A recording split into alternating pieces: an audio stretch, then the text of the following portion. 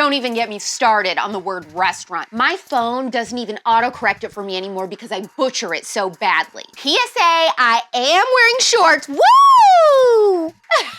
Yes, of course we're talking about the Christian Walker-Kehlani confrontation and drama, the 10-year-old crossing state lines to get an abortion being a true story and how to talk about it from a pro-life perspective, my reaction to Khloe Kardashian having another baby with Tristan Thompson, and Elizabeth Warren is the freak of the week for saying that pro-life centers prey on pregnant women. I'm Alex Clark, and this is POPlitics.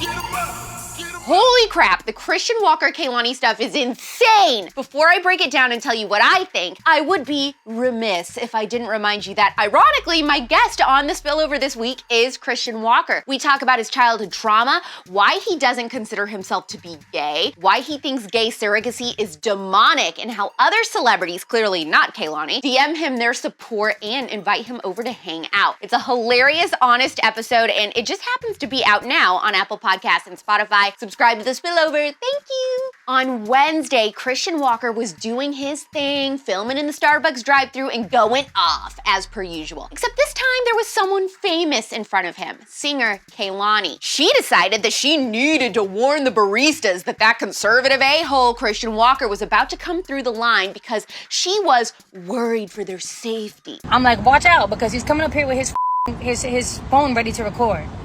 They're like, yeah, I know that kid. I'm like, yeah, like he's a asshole. Like, because I've just watched him be an asshole for the last 10 minutes, right? I don't know how Christian knew it was her or that she said that, but he decided to confront her about it in this now viral video. Ma'am, you don't need to tell baristas that I'm an asshole because I have an opinion. Get your drink and go away. I can have an opinion like everybody else. Why are you entitled to an opinion and not me? Christian posted his perspective on everything that went down after the fact. We were getting a coffee in the drive-thru and you were so triggered by my presence that you had to tattle on me to the barista. Notice, I don't know if you heard her, she said, I was just making them aware of you. I wanted them to be safe. Babe, I'm a conservative. They're safe around someone with a different viewpoint. You need to get yourself together, and you clearly aren't filling your time with enough, or you wouldn't have time to be worried about who's behind you in the drive-thru. Mama girl, you make excellent music. I called you mediocre on Twitter. Think you're a good singer? Get out of this lazy leftist mindset and come over to being a victor. You'd look much better on the victor side than the leftist side. My initial reaction to this was, if she's familiar with Christian's videos, which she clearly is because she recognized him, why is she warning these baristas like they need to be scared for their lives? Christian's thing is to go off on a video while he's in the drive-thru, order politely, and then go get his coffee and leave. And if the tables were turned and Christian Walker said to a barista, watch out, I think the person behind me might be trans, how would that be taken? Not great, I think we all know. So why is Kehlani getting celebrated for warning these workers that a conservative was behind her in line? All I'm gonna say is I hope you blue-haired liberals are happy. There has been a huge plot twist in that viral story where an abortionist went very quickly to the media to report that she performed an abortion on a 10-year-old girl who traveled across state lines from Ohio to Indiana. There were limited details beyond this doctor's testimony, so while the left spread the story like wildfire, no questions asked, people on the right were skeptical. They rightfully wanted to know why no reports had been filed, why tests hadn't been done, why Ohio's laws that would have actually allowed this young girl to have an abortion were being ignored, and also where was the manhunt for the monster? I grow tired of asking this, so it'll be the last time. Then on Wednesday, the story seemed to be proven true when 27-year-old Gershon Fuentes was arrested on charges of rape after he confessed. Based on reports, the little girl identified him as the father of the aborted child, and the deceased baby's DNA is being tested to confirm that. It's okay to want to know how this could have happened, where the parents were, and why it took so long for details to come out. I want to know why a doctor went straight to MSNBC before any other details were corroborated for this story. It's just a very weird story, and to be honest, it all feels too convenient that when everyone started asking questions, someone finally fessed up to committing the crime. There's something going on around here that just don't add up. This situation is heinous and completely devastating, and I would love for the death penalty to be on the table for people who sexually abuse innocent children. That word is key, innocent.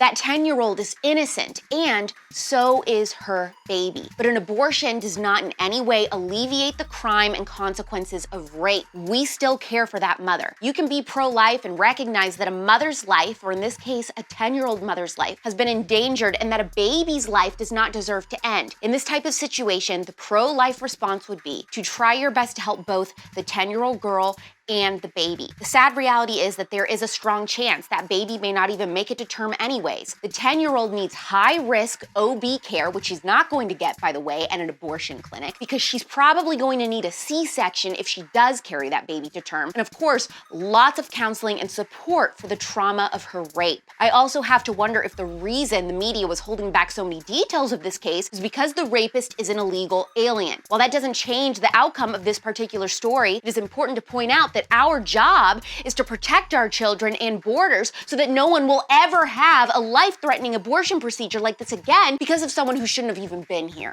Okay, let's talk about something else. All of America was collectively shocked when Khloe Kardashian announced that she is having another baby with Tristian Thompson via surrogate. In fact, the baby is, at this point, probably already born. According to TMZ, the timeline of the surrogate's pregnancy seemingly indicates Khloe and Tristian made the decision to have their baby before their most recent split. Of course, Tristian Thompson cheated on Khloe multiple times, and one of those times, he got another woman pregnant.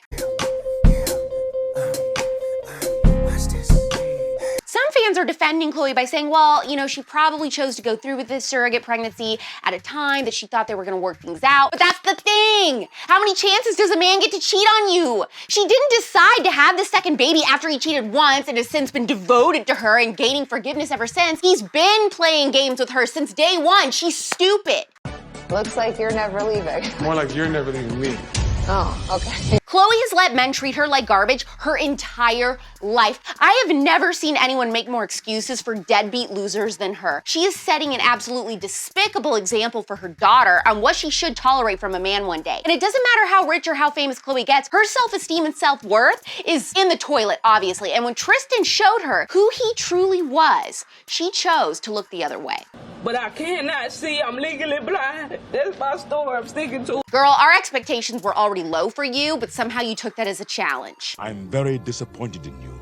I know. Where are her sisters in this, by the way? Why is no one having a come to Jesus conversation with her about her behavior? I'm exhausted by this girl. I mean, are you really that mad? Hope your pipes are warmed up, Benjamita. It is time. I said certified freak.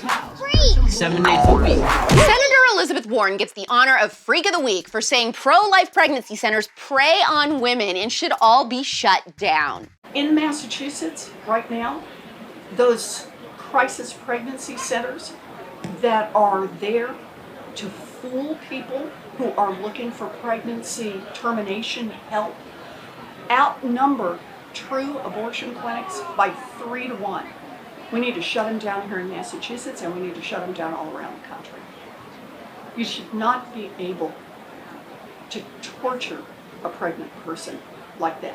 Pro-life pregnancy centers have provided up to $266 million in free medical services and resources to communities all over the United States. Many of them have fully licensed OBGYN care. Elizabeth Warren should go to these pregnancy centers and check their back rooms and compare them to the back rooms of Planned Parenthoods. In one, you'll find clothes, diapers, furniture, nursery supplies, maternity clothes, and more. In another, you will find forceps, pieces of body parts in trays, brain matter, and spine-snipping scissors. Which one of those places sounds like they do torturing? Yeah, that sounds bad. I bet Elizabeth also doesn't know that many of the women volunteering and working at pro-life pregnancy centers have had abortions themselves and wish with everything they have that they would have known places like that existed to help them when they were in their own crisis pregnancies. Isn't it ironic that on one hand, pro-abortion activists say that we as pro-lifers only care about the baby in the womb, right, and not after they're born, but then say all of our pro-life centers who do do exactly that should be shut down? This is a nightmare. The truth is, it's the pro-abortion people who only care about the baby before they're born. They only care that the baby dies. They don't contribute to pro-life centers, and they want them destroyed so they can't help mothers in need. There is too much money to be made for them from abortion. You're saying it's all about the Benjamins, baby. Okay, wow! Heavy topics today, but don't forget you can lighten things up with my brand new episode of The Spillover with Christian Walker. It is going to be your new favorite episode. It is hysterical and 5 orange juicy. Christian talks a lot about things he's never discussed before. Subscribe to The Spillover on Apple Podcasts and Spotify, and make sure you please leave a 5-star review. Heart this episode, thumbs it up. Let me know what you thought of that Christian and Kehlani confrontation. All my hot takes today, there was a lot. Khloe's surrogacy, Elizabeth Warren's comments, woo! Please post this episode to your Instagram story. Tell everyone they have got to see the freak of the week. We're back Monday at 4 p.m. Eastern, 1 p.m. Pacific, and that will be our only episode out next week because of SAS, our conference in Tampa. Hopefully I'm gonna be seeing you there. If you still need tickets last minute, go to tpusa.com/SAS and use code ALEX. It's pop culture without the propaganda every single day. I'm Alex Clark, and this is POPlitics. Clearly, POPlitics is best served visually, but you can also listen to POPlitics if you just want the audio. Subscribe to us anywhere you get your podcasts: Apple, Spotify, iHeart, TuneIn, and more. Also, make sure that if you are listening to the podcast version, you leave us a 5-star review. And don't forget, subscribe to POPlitics on YouTube.